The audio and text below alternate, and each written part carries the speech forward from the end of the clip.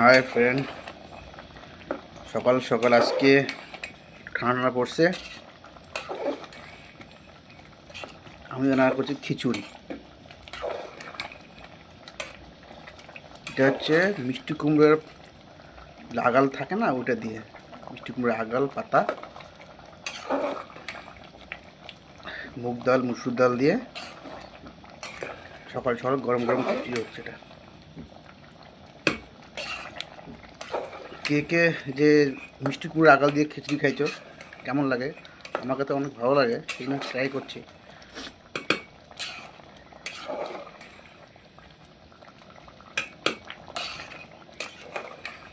এরকম দিয়ে ভাতের সঙ্গে সিদ্ধ দিয়েও খাওয়া যায়।